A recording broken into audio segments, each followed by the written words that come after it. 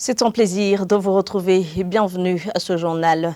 À la une de l'actualité, manque d'eau potable à Tawa, en zone Gihosha de la mairie de Bujumbura. Après 2 mois dans cette situation, les habitants demandent à la Régie des eaux de régler ce problème. Et le ministre des Finances se dit prêt pour des discussions sur la nouvelle tarification liée à la location des échoppes dans les différents marchés de la mairie de Bujumbura.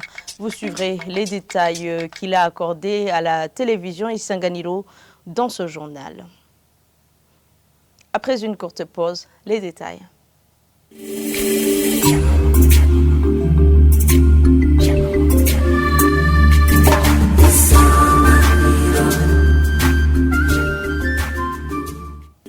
Encore une fois, bienvenue. Le ministre en charge du budget se dit prêt pour des discussions relatives à la nouvelle tarification liée à la location des échoppes dans les marchés municipaux. Dans une interview accordée à la radio-télévision Isanganiro ce mercredi, le ministre rassure que cette tarification pourrait être revue à la hausse, à la baisse plutôt, s'il s'avère que les concernés se sont appuyés sur des informations erronées au moment de la fixation de cette dernière.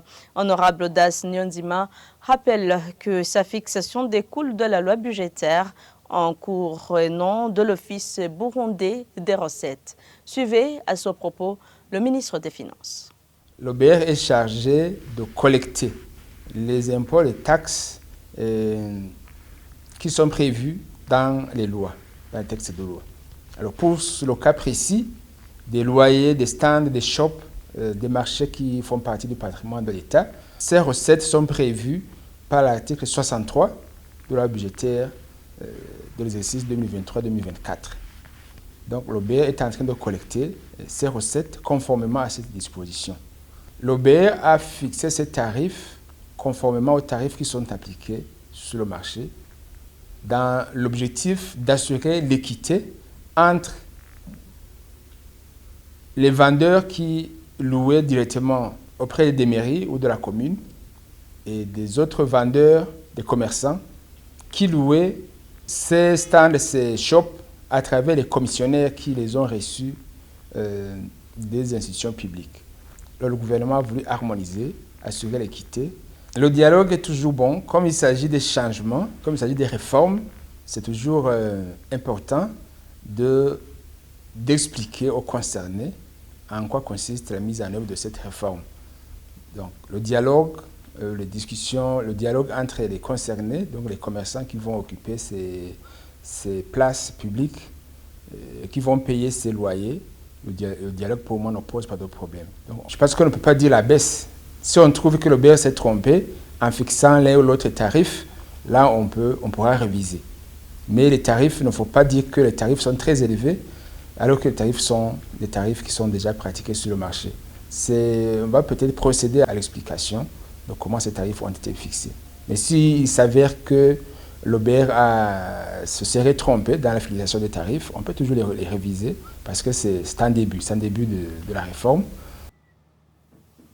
Les leaders du pays apprécient différemment la représentativité par quota ethnique au sein des institutions du Burundi. Les uns trouvent nécessaire de respecter les 60% des Hutus et les 40% des Tutsis. Les autres disent qu'il faut au contraire rayer l'article 289 de la Constitution. Ils se sont exprimés ce lundi lors du lancement officiel de l'évolution des quotas ethniques par le Sénat.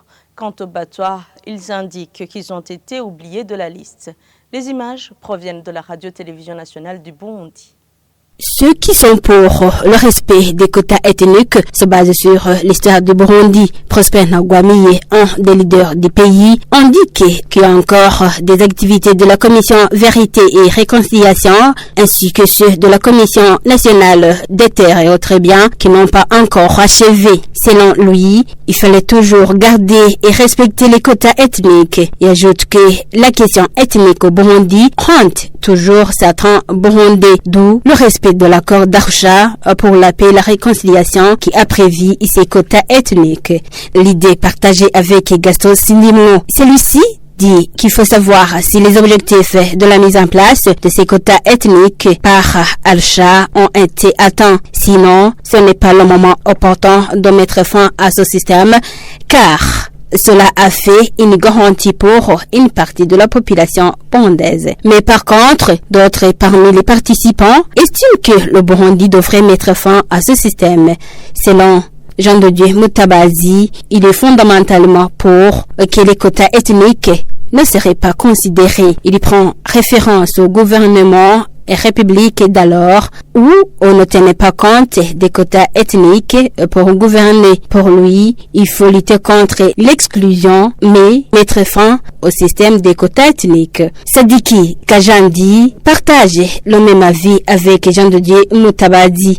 Pour lui, il fallait ignorer les quotas ethniques dans la représentativité des institutions, plutôt qu'il faut considérer les gens selon leurs compétences. Les Batois, quant à eux, indiquent que cette catégorie de gens a été oubliée sur la liste de représentativité des institutions de l'État. Ils demandent qu'il faut plutôt considérer les Batois et laisser de côté les cooptations comme on le fait souvent. Les idées sont ainsi partagées alors que le Sénat burundais va bientôt animer des débats à travers tout le pays et à l'endroit des différentes couches de la population pour donner leurs avis sur la suppression ou le maintien des quotas ethniques dans l'exécutif, le législatif et judiciaire.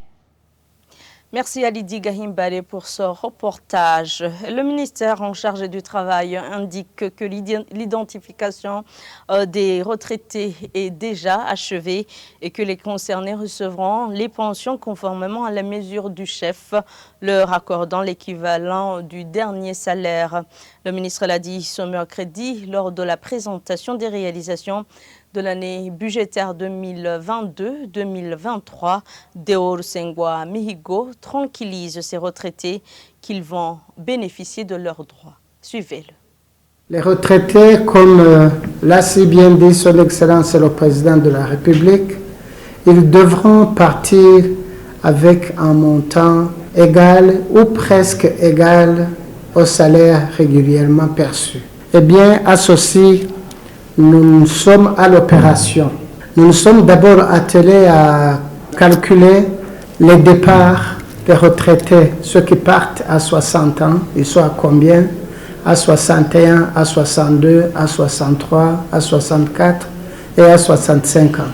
Ce qui fait 6 promotions de retraités partant. Cette opération est déjà clôturée. Nous savons maintenant les effectifs. Maintenant, nous sommes à la deuxième opération qui est de régulariser la carrière de ces retraités partants. Nous sommes à l'opération et en pleine opération. Nous osons espérer qu'avant la fin du mois, tout sera donné parce qu'il y a des équipes fortes qui sont mises en place et qui sont au travail. Nous osons espérer qu'à la quinzaine du mois, ou tendant vers 3 semaines du mois, qu'ils auront déjà terminé. Cela a été un mot d'ordre lancé par son Excellence le Président de la République. Et à cela, nous devons nous y mettre pour qu'enfin sa parole soit une réalité. Et cela est une réalité prochaine. Avant de clore ce journal, les habitants du quartier Taba, en zone Gihosha de la mairie de Bujumbura, se plaignent qu'ils viennent de passer 2 mois sans avoir l'eau potable pendant la journée. Ils disent que la régie des eaux les approvisionne vers 2 heures du matin. Ils déclarent que cela ne leur facilite pas la tâche.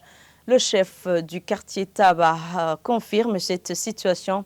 Il demande à la régie des eaux de trouver une solution à ce problème de manque d'eau. Un reportage signé Sheila Irambon. Ico dusaba régie des eaux yobanguka ikaraba ukuntu yoturonsa amazi nimba lamatuyo yoba yarazivye bakaraba ukuntu bayakontrola bakaturungikira amazi tukayaronka nkuko twara tuyaronka kare. Simbona yuko ahandi hose mu makartier bafise amazi twebwe atamazi turonka. Ces personnes sont des habitants du quartier Taba, zone Gihosha, commune Nahangwa, une localité où s'observe une pénurie d'eau. Les habitants de cette localité indiquent craindre d'attraper les maladies des mains sales Selon eux, la régie des eaux vient de passer plus de 2 mois sans les approvisionner en eau potable. Et si elle le fait, elle les approvisionne tard dans la nuit, indique-t-il. On nous approvisionne vers 3h ou 4h. Et là aussi, c'est en petite quantité. Les gens cherchent où s'en procurer, mais en vain. Il se fait que nous sommes confrontés à une situation où les maladies des messages nous guettent, à savoir le choléra et autres.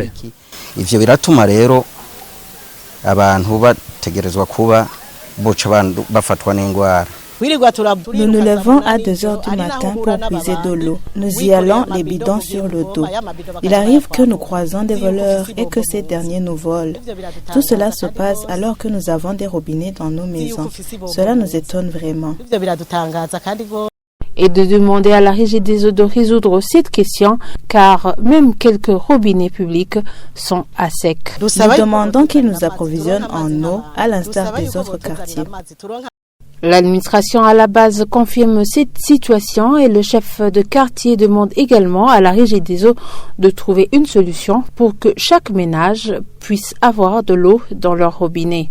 En gros, c'est un problème qui provient de la régie des eaux. Sur 5 cellules, 3 seulement sont approvisionnées en eau correctement.